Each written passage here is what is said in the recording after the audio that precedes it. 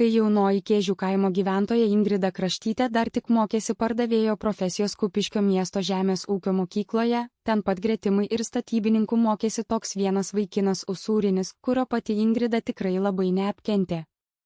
Tuo metu tas antrakursis mokinys Usūrinis kumštis su savo klasiokais jau kaip ir buvo beveik baigęs visai tuos pastaruosius mokslo metus, bet nutiko jiems taip, kad teko jiems stipriai ir vieną vasaros mėnesį profkėje padirbėti. Ir dar būtent kažkur rugpjūčio mėnesio viduryje, tuo metu, kai kiti jau seniai atostogauja. Vieną tokį gražų saulėtą vasaros rytą, kai Usūrinis vėl mokyklon buvo nuvykęs, vyko praktinės pamokos, mokytojas jam davė užduotį nudažyti prie mokyklos stadiono stovinčios medinės lauko scenos viršų, tas visas lentas. Ir ėmėsi Usūrinis su dažais ir teptukais ten tikrai įtempto darbo. Šioji scena ten buvo pastatyta praeitą rudenį, bet iki šiol taip ir buvo likusi iki galo tinkamai nesutvarkyta.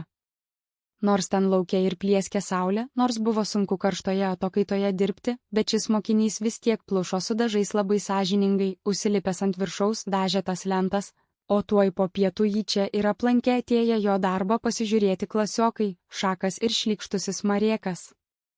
Jie žinoma atėjo ne su gerais kėslais, o tik tam, kad vėl eilinį kartą iš jo pasišaipytų ir paniekintų jo čionai atliekamą darbą, o tuo tik sukėlė pyktį pačiam Usūriniui ir iš šios jo darbo vietos buvo tučtuojau jo išvaryti lauk. 2004 metų rugpjūtis.